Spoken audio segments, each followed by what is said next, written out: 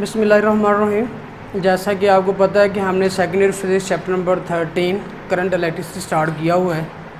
आज हमारा जो आर्टिकल है वो आर्टिकल नंबर 13.5 है, resistivity and it's dependence upon temperature.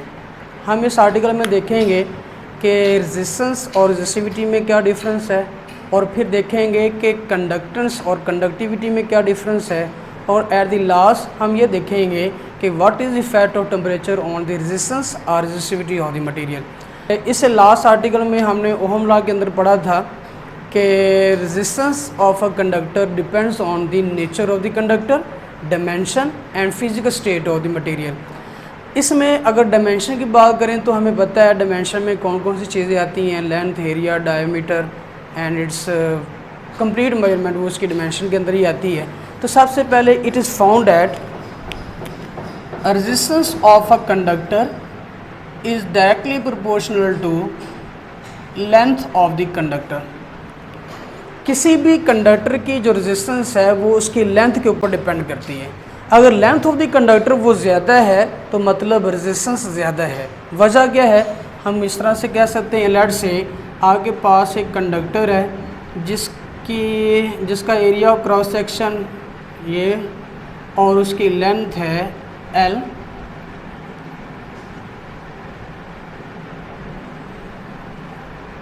अब क्योंकि इसकी लेंथ कम है, जब चार्ज कैरियर जब हम चार्जेस को यहाँ से इसमें एंटर करते हैं, delta Q amount of charge इसके इस एंड से एंटर होते हैं, तो यहाँ से बाहर निकलने के लिए उन्होंने जो टाइम लिया वो क्या है, डेल्टा टी है। According to definition of current I is equal to delta Q over delta T.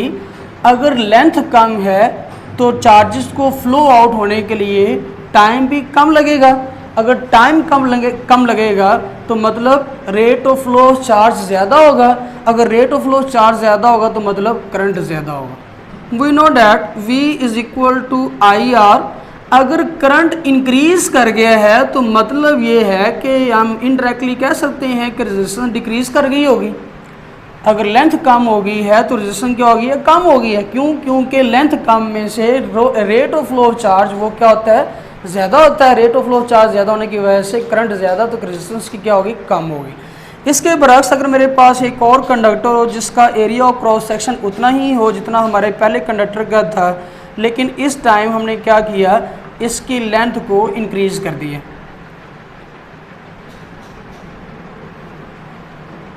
जब लेंथ इंक्रीज़ करेंगे चार्जेस एंटर होते हैं, फ्लो आउट होने के लिए इनको टाइम डेल्टा टी जो है वो इसकी निस्बत ज़्यादा लग रहा होगा। अगर टाइम ज़्यादा लग रहा होगा तो rate of flow charge slow हो जाएगा। रेट ऑफ फ्लो चार्ज कम हो गया तो करंट क्या होगा, कम हो जाएगा। करंट कम हो गया तो रेजिस्टेंस इंक्रीज़ कर जाएगी। तो मतलब लेंथ बढ़ाने से रेजिस्टेंस इंक्रीज़ करती है। एक तो वजह ये मैंने कहा, फ्लो रेट जो है वो क्या हो गया, स्लो हो गया। रेट ऑफ फ्लो क्यों स्लो होता है, क्योंकि number of atoms in the conductor length के इंक्रीज़ होने की वजह से बढ़ गए हैं। उनके नंबर ऑफ एटम बढ़ने की वजह से रेजिस्टेंस ज़्यादा होगी, इसलिए हम कहते हैं resistance is directly proportional to length. इसे हमने इक्वेशन नंबर 1 कह दिया। And it is also found that resistance of the conductor is inversely proportional to cross sectional area। अगर क्रॉस सेक्शनल एरिया कम या ज़्यादा करेंगे, अगर कम कर देंगे रेजिस्टेंस बढ़ जाएगी, अगर ज़्यादा कर देंगे तो रेजिस्टेंस कम हो जाएगी। मैं ये कंडक्टर यूज़ कर रहा था, इसका एरिया ऑफ क्रॉस सेक्शन कम था, तो यहाँ पर रेजिस्टेंस इसकी जो है वो ज़्यादा होगी। लेकिन अगर इसी कंडक्टर का क्रॉस सेक्शनल एरिया मैं इंक्रीज़ कर दूँ, जब क्रॉस सेक्शनल एरिया इंक्रीज करूंगा, लेंथ वही रखी मैंने जो पहले थी, अब इसकी रेजिस्टेंस इसके मुकाबले में ज़्यादा होगी क्योंकि इसका एरिया ऑफ क्रॉस सेक्शन कम है, number of atom closely pack होंगे। क्लोजली पैक होने की वजह से चांस ऑफ कोलिजन ज़्यादा होगा। जबकि यहाँ पर एरिया ऑफ क्रॉस सेक्शन बढ़ गया है, स्पेसिंग बिटवीन द एटम वो इंक्रीज़ हो गई है, इसलिए चांस ऑफ कोलिजन भी कम हो जाएगा। चांस ऑफ कोलिजन कम हो जाएगा तो रेजिस्टेंस कम हो जाएगी। मतलब एरिया अगर आप इंक्रीज़ कर देते हैं तो रेजिस्टेंस क्या हो जाएगी, डिक्रीज़ हो जाएगी। इसे आपने इक्वेशन नंबर 2 कह दिया। इक्वेशन नंबर 1 और 2 को कंबाइन करके लिखा जाए तो resistance is proportional to L/A। Proportionality का साइन अगर ख़त्म करें तो इक्वल की अलामत आती है, साथ एक कांस्टेंट आता है। यहाँ पर जो कांस्टेंट है वो मैं रो से इंडिकेट कर रहा हूँ, रो है L/A। ये कांस्टेंट ऑफ प्रोपोर्शनैलिटी को हम कहते हैं स्पेसिफिक रेजिस्टेंस, या इसको हम कहते हैं रेजिस्टिविटी। ये रेजिस्टिविटी क्या है? अगर मैं डिमेंशन की बात करूँ, लेट से मेरे पास ये जो कंडक्टर है इसकी जो लेंथ है वो है 1 metre and its area of cross section वो है 1 मीटर स्क्वायर। ये इसकी डिमेंशन है। तो यहाँ पर पुट कर लेते हैं R is equal to rho, L की जगह पर 1 पुट कर दिया, 1 मीटर लेंथ थी, एरिया 1 मीटर स्क्वायर है, R is equal to rho आ गई। रेजिस्टिविटी, इस एक्सप्रेशन से क्या मतलब है? Resistivity of a conductor is equal to resistance offered by 1 metre cube of the substance. 1 metre cube कैसे? अगर इसकी लेंथ 1 मीटर है, एरिया 1 मीटर स्क्वायर है, तो इसका वॉल्यूम कितना बनेगा? Length into area is equal to 1 metre into 1 metre square is equal to 1 metre cube. 1 cubic metre जो मटेरियल ने रेजिस्टेंस ऑफर करनी है उसको हम क्या कहेंगे? रेजिस्टिविटी कह देंगे। अगर मेरे पास कोई ऐसा कंडक्टर है जिसका एरिया ऑफ क्रॉस सेक्शन वो 1 मीटर स्क्वायर नहीं है लेकिन लेंथ उसकी 1 मीटर ही है, तो मैं ये नहीं कह सकता इसकी जो रेजिस्टेंस है वो रेजिस्टिविटी के बराबर होगी। इसकी लेंथ 1 मीटर है लेकिन area of cross section 1 metre square नहीं है, तो मैं कहूँगा इसकी रेजिस्टिविटी नहीं है। रेजिस्टिविटी कब होगी? Resistance of 1 metre cube of this substance. उसकी डिमेंशन इस तरह से होनी चाहिए कि एरिया 1 मीटर स्क्वायर का, लेंथ 1 मीटर हो, फिर जब उसका जो वॉल्यूम 1 क्यूबिक मीटर बनेगा तो उसने जो रेजिस्टेंस ऑफर करनी है उस स्पेसिफिक रेजिस्टेंस को हम क्या कहते हैं? रेजिस्टिविटी कहते हैं, स्पेसिफिक रेजिस्टेंस कहते हैं। ऐसे ही कह लें कि मेरे पास एक सिल्वर की शीट है या कॉपर की शीट है, मैंने इसका 1 क्यूबिक मीटर ले लिया। 1 क्यूबिक मीटर का मतलब ये है length 1 metre, width 1 metre, height 1 metre, ये मेरे पास 1 क्यूबिक मीटर है। किसका? सिल्वर का। मैंने क्या किया? इसको कनेक्ट कर दिया बैटरी के साथ। जब चार्जेस में से पास होंगे, करंट पास होगा, तो इस मटेरियल ने, जो कि सिल्वर का मटेरियल था, 1 metre cube of the material था, इसने जो रेजिस्टेंस ऑफर करनी है वो इस सिल्वर की रेजिस्टिविटी कहलाएगा। वहाँ से हमें पता चलेगा। इसके बरक्स हम कोई और मटेरियल ले लेते हैं, जर्मीनियम ले लेते हैं, एल्युमिनियम ले लेते हैं, स्टील ले लेते हैं, कॉपर ले लेते हैं। अब उनके भी 1 मीटर क्यूब मटेरियल में से करंट को पास करके देते हैं। अगर उनकी रेजिस्टिविटी इनसे भी कम हुई तो हम प्रेफर करेंगे कि उस मटेरियल की वायर बना ली जाए जिसकी रेजिस्टिविटी कम है। तो रेजिस्टिविटी फिर क्या हुआ? Resistivity is the microscopic property of the material, it is the property of the material. लेकिन मैंने क्या किया? सिल्वर से एक वायर बनाई। ये मेरे पास पीस ऑफ वायर है, सोर्स ऑफ करंट इसके साथ मैंने कनेक्ट कर दी है। सोर्स ऑफ करंट कनेक्ट करने की वजह से यहाँ से करंट फ्लो होना शुरू हो गया। अब ये करंट जब इसमें फ्लो कर रहा होगा तो यहाँ पर opposition offer to the flow of charges, उस ऑपोजिशन को हम रेजिस्टेंस कहते हैं। मतलब ये हुआ resistance is macroscopic property whereas resistivity is microscopic property. Resistance is the property of wire whereas resistivity is the property of the material from which wire is made. ये difference आपको याद रहना चाहिए कि resistivity is the property of the substance through which wire is made, whereas resistance is the property of wire made from that substance. Clear है? इस फार्मूले से जो रेजिस्टिविटी आएगी, resistivity rho is equal to A divide हो रहा है, इसके साथ आके मल्टीप्लाई होगा, आर ए एल मल्टीप्लाई हो रहा है, नीचे आके डिवाइड होगा। ये रेजिस्टिविटी का फार्मूला है and its unit is, resistance का यूनिट ओम, एरिया का मीटर स्क्वायर, लेंथ का मीटर, ये इससे कैंसिल, इसका यूनिट आ गया ओहम मीटर। ऐसा unit of resistivity is ohm metre. अब हम बात करते हैं व्हाट इज कंडक्टेंस। कंडक्टेंस क्या होती है? रेजिस्टेंस के बारे में हमने पढ़ा है। रेजिस्टेंस क्या होती है?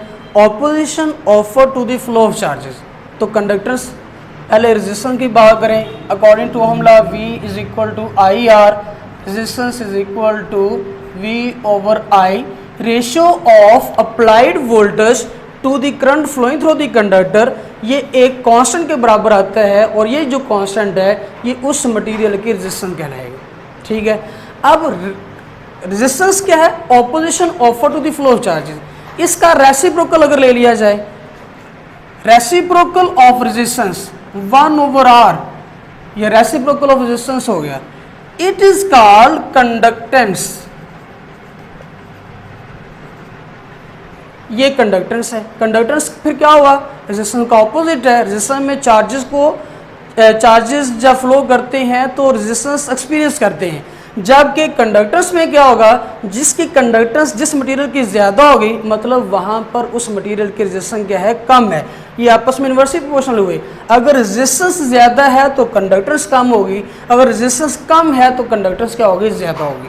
ये इसका मतलब हुआ, मैं इसको ये कह सकता हूँ, it is equal to ratio of, अगर रेसिप्रोकल ऑफ रेजिस्टेंस कहूँ तो it is ratio of current flowing through the conductor to the potential difference applied across the end of the conductor. It is known as conductance. और इसका unit क्या होगा? What is the unit? इसका unit होगा 1 over resistance का unit होता है ohm, तो इसको कहते हैं पर ओहम, और पर ओहम को मो बोलते हैं, or siemens. Mho or siemens is the unit of conductance which is the reciprocal of resistance. Now what is conductivity?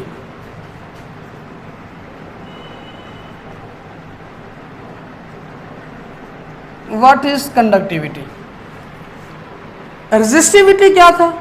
Resistivity was the property of the material from which wire is made. तो conductivity भी किसकी property होगी? Material की होगी।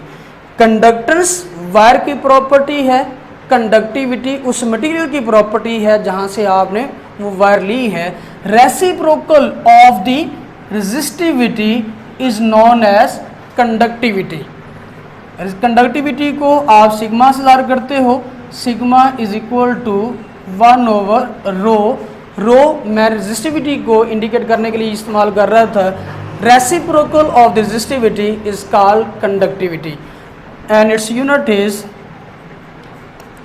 1 over, resistivity का unit था ohm metre, तो मैं इसको कह सकता हूँ पर ओहम पर मीटर। पर ओहम क्या था? पर ओहम तो मेरे पास सीमन आर मो था और साथ पर मीटर। सीमन पर मीटर या मो पर मीटर, ये इसका यूनिट होगा। कंडक्टिविटी का यूनिट क्या होगा? सीमन पर मीटर या मो पर मीटर। अब हम स्टडी करेंगे what is effect of temperature on resistivity. अगर आप ये कहें कि R naught is the resistance of a conductor at 0 degree centigrade। R naught क्या है? resistance at 0 degree centigrade and RT is equal to resistance at any temperature T degree centigrade, rise in temperature। change in resistance क्या होगा?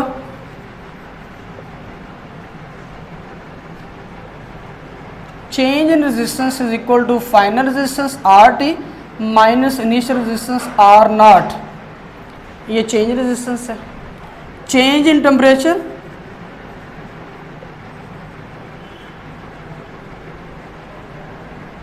is equal to final temperature minus initial T minus 0 is equal to T degree centigrade। It is experimentally found that change in resistance R T minus R naught, ये change in resistance है, it is directly proportional to initial resistance या original resistance. अगर 0 degree centigrade पर पहले ही किसी conductor की resistance ज़्यादा है तो चेंज इन रेजिस्टेंस वो भी ज़्यादा आएगी। मतलब 0 डिग्री सेंटीग्रेड पर रेजिस्टेंस ज़्यादा होने का मतलब क्या है कि 0 डिग्री सेंटीग्रेड पर एटम के जो कंडक्टर के एटम्स हैं, मटेरियल के जो एटम है वो थर्मली वाइब्रेट कर रहे थे, उनका रेट ऑफ वाइब्रेशन इतना ज़्यादा था कि चार्ज प्लेन ज़्यादा था, रेजिस्टेंस पहले ही ज़्यादा थे। लेकिन अगर मैं टेम्परेचर को इंक्रीज कर दूं तो उससे क्या होगा, it is also found that change in resistance R T minus R naught is directly proportional to rise in temperature T. अगर टेम्परेचर में ज़्यादा इजाफा करेंगे, आप टेम्परेचर इंक्रीज करेंगे तो जो रेजिस्टेंस है उसमें भी चेंज ज़्यादा आएगा।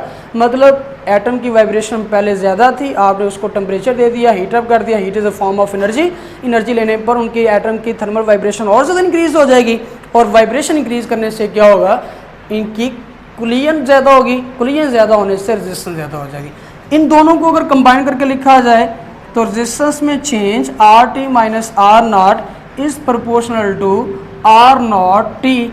साइन ऑफ प्रोपोर्शनलिटी ख़त्म कर रहा हूँ यहाँ से, R T minus R naught is equal to constant of proportionality alpha into R naught T. यहाँ पर ये क्या है, temperature coefficient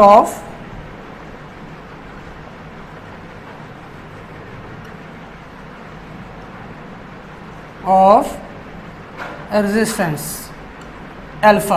It can be defined as alpha is equal to r naught t, इधर मल्टीप्लाई है, इधर आके divide होगा, R T minus R naught divide by R naught T. मैं इसको ऐसे लिख सकता हूँ, R T minus R naught divide by R naught multiply by 1/t। ये चेंज रेजिस्टेंस, रेजिस्टेंस ही होगा, डिवाइड बाई आर नॉट, ये भी रेजिस्टेंस ही है, दोनों सेम ही क्वांटिटीज़ हैं। अगर कोई रेशो सेम क्वांटिटीज़ की हो तो उसको हम फ्रैक्शन बोलते हैं। तो ये जो चेंज आ रही है ये फ्रैक्शनल चेंज है इन रेजिस्टेंस। तो मैं इसको डिफाइन इस तरह से कर सकता हूँ, the fractional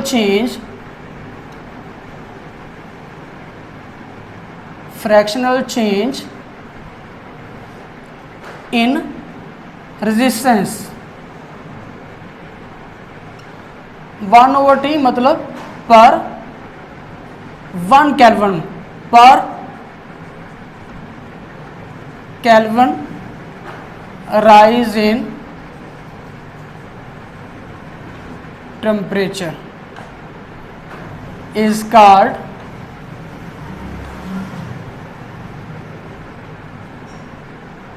temperature coefficient of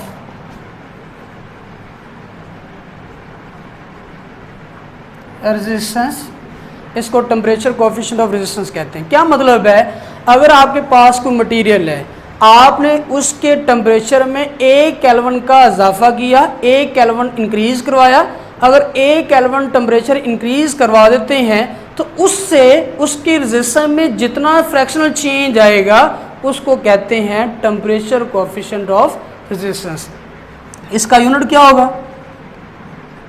unit drive कर सकते हैं, रेजिस्टेंस का unit ohm divide by ohm, same quantities हैं, इनका यूनिट नहीं होगा, लेकिन 1 टेम्परेचर का यूनिट केल्विन है तो पर केल्विन इसका यूनिट है। तो ऐसा unit of temperature coefficient of resistance is known as per kelvin. अब अगर रेजिस्टेंस किसी कंडक्टर की टेम्परेचर के इंक्रीज करने से बढ़ रही है तो व्हाट अबाउट रेजिस्टिविटी, तो जाहिर सी बात है resistivity and resistance are directly proportional to each other. अगर रेजिस्टिविटी बढ़ती है तो रेजिस्टेंस भी बढ़ती है। रेजिस्टेंस में इंक्रीज किसकी वजह से आता है कि उस मटेरियल को जब आपने हीट अप किया है तो उस मटेरियल के एटम वाइब्रेट कर रहे हैं, उसी से हमने वायर बनाई है। अगर एटम्स वाइब्रेट करने से कोलाइड ज़्यादा कर रहे हैं, चांस ऑफ कोलिजन ज़्यादा हो रहा है, रेजिस्टेंस ज़्यादा हो रहा है, तो मतलब रेजिस्टिविटी बढ़ रही है। अगर रेजिस्टिविटी बढ़ रही है तो जाहिर सी बात है जब उस कंडक्टर की वायर बनाएंगे तो उस वायर की रेजिस्टेंस भी बढ़ेगी। तो resistance is directly proportional to resistivity.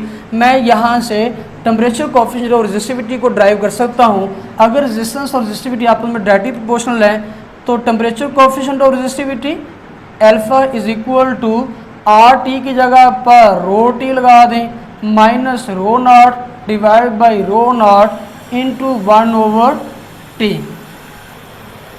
Fractional change in resistivity per kelvin rise in temperature is known as temperature coefficient of resistivity, और इसका यूनिट भी पर केल्विन ही होगा। ये आज का हमारा आर्टिकल था। शुक्रिया।